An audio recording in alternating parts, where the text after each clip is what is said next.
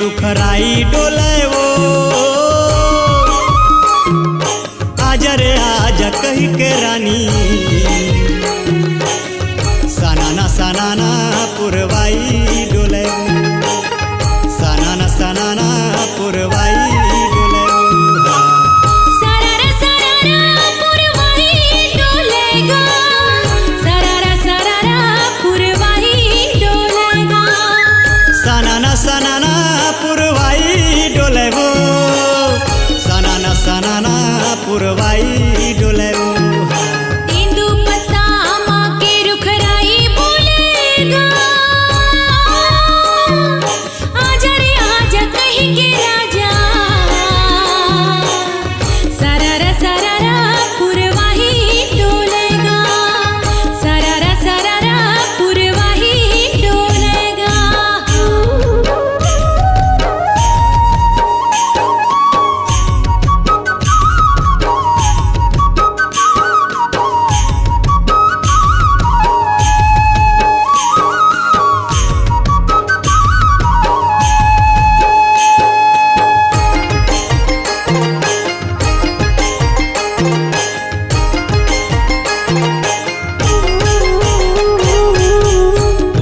के बासती वो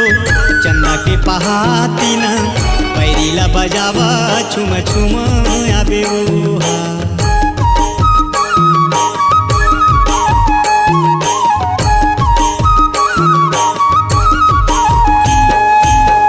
बैला के घाघर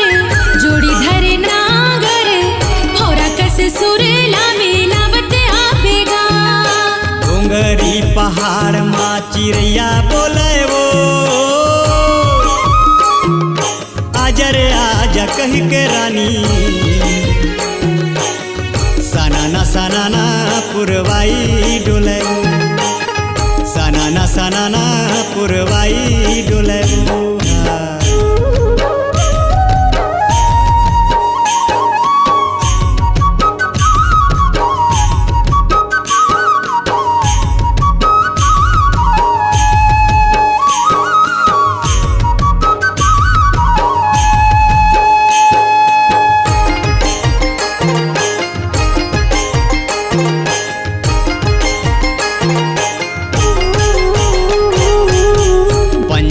बोले रानी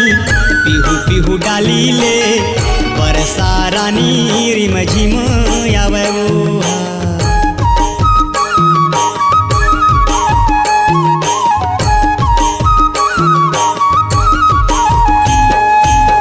खेत हरियालीला धान के बालीला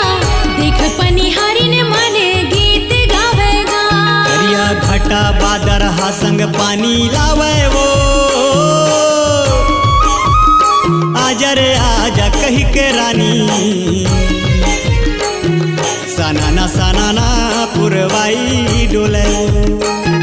सनाना पुरवाई डोले।